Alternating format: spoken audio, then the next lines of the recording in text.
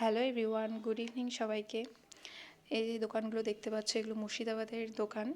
আমরা এক্সাম দিয়ে এসে 3জন এসেছিলাম মার্কেটে একটু টুকটাক কেনাকাটা করতে। এর আগে একটা ড্রেসের দোকানে গিয়েছিলাম, আমার সাথে একটা ভাবি ছিল, তিনি কয়েকটা ওড়না নিয়েছিলেন আর আমি কিছু নিইনি কারণ আমি গরিব। তারপর চলে যাই এই কসমেটিকের দোকানে। এই যে এই কয়েকটা ক্লিপ আমি নিয়েছি মাত্র 10 টাকায় গাইস, আর চুড়িগুলো ছিল মাত্র 80 টাকা। তো এই চুড়িগুলো নিয়েছিলাম আমি আমার দিদির জন্য, বাট সাইজটা একটু বড় হওয়ার কারণে ওর হয়নি, পরে মাকে দিয়েছিলাম। খুবই গ্লেজি ছিল চুড়িগুলো, আর নাকি অনেক দিন টেকসই করে, মানে এই ভাবিটা বলেছিল, কারণ এর আগের বারেও নিয়েছিল আর ভাবি নিয়েছিল এই চুড়িগুলো। আর তারপরে আমরা চলে যাই ফলের দোকানে। খুব সুন্দর সুন্দর ফল, দেখতেই ভালো লাগে আমার। জাস্ট আমি তো ফল খেতে খুব একটা পছন্দ করি না। তো এই যে আতাগুলো দেখতে পাচ্ছ, এখানকার আতা নাকি আলাদা, একদম দেশি আতা, আর আমাদের এদিকের আতা কিন্তু একটু আলাদা। না, আমার মামার বাড়িতে যদিও আতা আছে, বাট এই আতাটা নাকি খুবই টেস্টি আমাকে বলেছিল, বাট আমি তো পছন্দ করি না, ফলস তো খাইনি। এরপর আমরা নারকেল নিয়েছিলাম।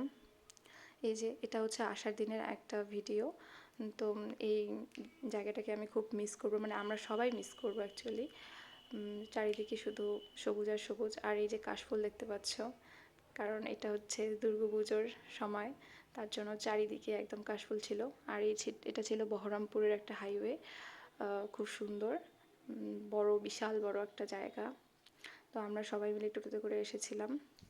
তো এখন যাব আমরা ট্রেন ধরতে, যেহেতু আমাদের বাড়ি যাওয়ার জন্য মন উড়ু উড়ু করছে, কতদিন থেকে বাড়ি যাই না। তো তারপর খুব মজা হয়েছিল যদি। আর এই যে যাওয়ার পথে একটা চার্চ দেখেছিলাম, বাট যাওয়ার খুব ইচ্ছে ছিল, যাওয়া হয়নি, কারণ এখানে থেমে গেলে পরে আর ট্রেন মিস করে ফেলবো। এই যে দেখো কলকাতা, কলকাতা যাচ্ছি না, কলকাতা যাইনি, একটা বোর্ড দেখেছিলাম তাই। আর এই যে মেয়েটাকে দেখতে পাচ্ছেন, এই মেয়েটা আমাদেরকে প্রচুর জ্বালিয়েছে আর আমরাও জ্বালিয়েছি ওকে। ব্লগার বিপাশা বাসু এখন হচ্ছে লাঞ্চ করবে ট্রেনের মধ্যে। তো এই যে কি এনেছে, এটা হচ্ছে বিশুদ্ধ ম্যাগি। বিশুদ্ধ ম্যাগি, গলায় তুলসীর মালা পড়েছে, যদিও দেখা যাচ্ছে না।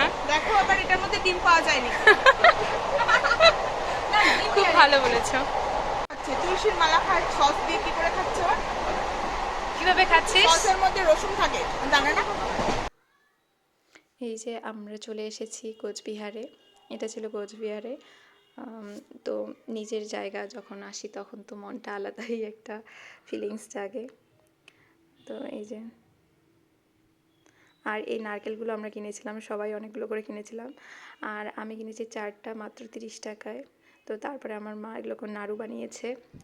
তো এই যে এই ভিডিওটা তো আমি এর আগেও দিয়েছিলাম। তো এই যে দেখো নাড়ুগুলো খুব সুন্দর লাগছে দেখতে, আর খাওয়াও শেষ।